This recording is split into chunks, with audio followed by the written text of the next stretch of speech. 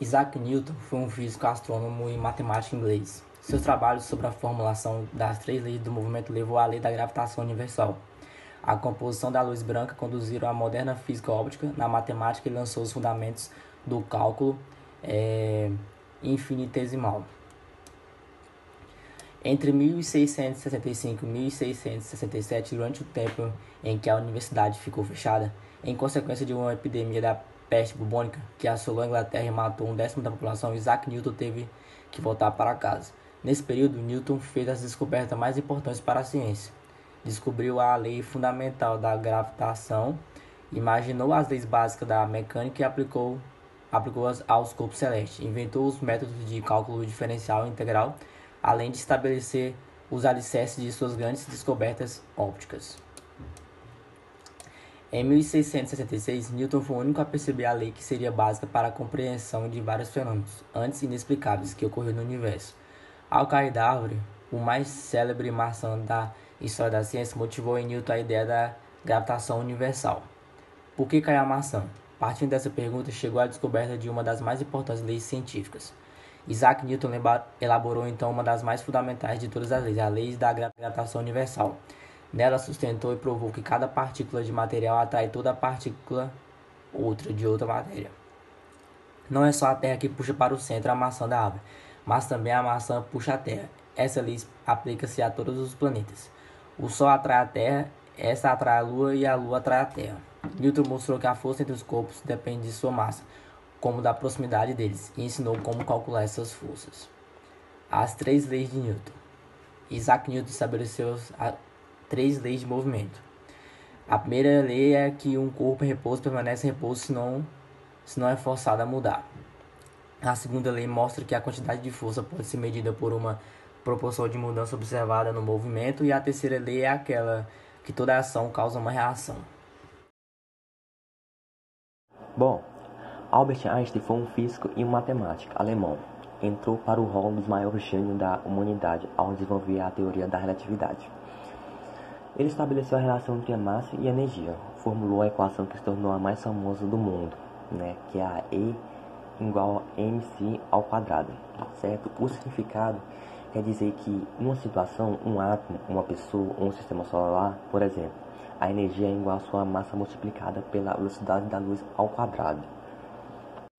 Albert Einstein nasceu na Alemanha, no dia 14 de março de 1879, filho de um pequeno industrial judeu. Em 1880, mudou-se com a família para a cidade de Munique. Com 6 anos de idade, incentivado pela mãe, começou a estudar violino. Logo cedo, se destacou nos estudos da física, matemática e filosofia.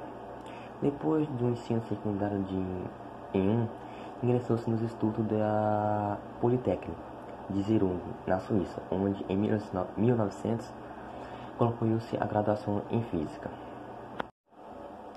Em 1901, escreveu seu primeiro artigo científico, a investigação dos estados em campo magnético. Em fevereiro deste mesmo ano, recebeu a cidadania suíça. Aceitou-se em um lugar no departamento de patentes em Berna. Em 6 de janeiro de 1913, casou-se com a Mileva Maric, que teve seus 3 filhos. Teoria da relatividade. Em 1905, ano que concluiu o doutorado, Albert remeteu para a revista Anais de Física, Leipzig, Alemanha, 30 folhas com 4 artigos, entre eles a fórmula inicial da sua famosa teoria da relatividade, que revelaram ao mundo uma visão inteiramente nova do universo.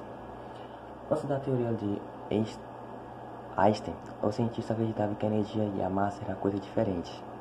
Massa era quantos quilogramas de materiais havia em determinada estrutura, quanto a energia era que permitia os objetivos em campos que movessem ou interagissem. A equação de Einstein, no entanto, mostrou que energia e massa eram de maneira diferente de medir a mesma coisa. Bom, ele propôs uma forma que é a equivalência entre massa e energia célebre, equação E é igual a mc ao quadrado, pela qual a energia é E de uma quantidade de matéria com a massa m é igual ao produto de massa pelo quadrado da velocidade da luz, representado por c. Bom, vocês sabem que E é igual a mc ao quadrado quer dizer que um sistema, um átomo, uma pessoa, um sistema solar, por exemplo, A energia é igual à sua massa multiplicada pela velocidade da luz ao quadrado. Em outras palavras, esta é a forma possível para saber qual é a energia de um objetivo no que ele não está aquecido, irradiado ou movimentando-se. Pela equação, uma pequena quantidade de massa sempre vai se transformar em uma grande quantidade de energia. Um exemplo concreto, né? Vamos supor que a massa de um metro, de um centavo, quando é convertida em energia, gera energia capaz de abastecer a área metropolitana de Nova York por pelo menos 2 anos. Depois da publicação dos artigos, seu talento foi reconhecido em 1809. Com 30 anos, se tornou-se professor de física da Universidade de Zurich. E no ano seguinte estava lecionado na Universidade de Praga, né? Já em 1912, ocupou a cadeira de Física da Escola Politécnica Federal da Suíça. Em 1913, foi nomeado professor da Universidade de Berlim, direito ao Instituto da Kaiser e em Física, tornando-se um membro da Academia da Ciência da Prússia. A teoria de Einstein foi usada na grande construção das bombas atômicas jogadas em 1945, durante a Segunda Guerra Mundial, nas cidades japonesas de Hiroshima e Nagasaki. Essas armas nucleares tinham a potência equivalente a 20 mil toneladas de dinamite e provocaram a morte de mais de 350 mil pessoas. Bom, não foi possível afirmar, que a teoria diretamente é responsável pela bomba atômica, mas claramente foi uma das grandes descobertas que ajudaram a compreender as reações nucleares, ou como uma pequena quantidade de massa pode virar uma enorme quantidade de energia. A teoria da relativa geral. Com a relativa restrita, Einstein provou que os fenômenos físicos aconteciam de forma diferente para observar como se move com a velocidade relativa constante, e que a velocidade da luz é a mesma para todos os observadores. Mostrou-se, além disso, de uma equivalência entre o tempo e o espaço.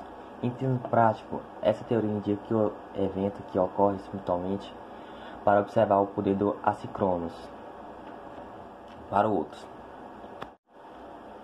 A relatividade geral, por sua vez, é baseada no princípio da equivalência. Esse princípio indica que, por meio das experiências realizadas localmente, não é possível afirmar se a aceleração sofrida por um corpo é decorrente da gravidade ou da aplicação de uma força externa de uma natureza que gravitacionou.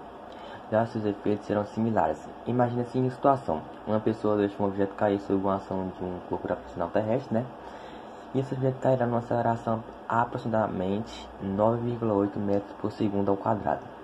Esse também é considerado como objeto se for solto no interior de uma aeronave, acelerando verticalmente por cima de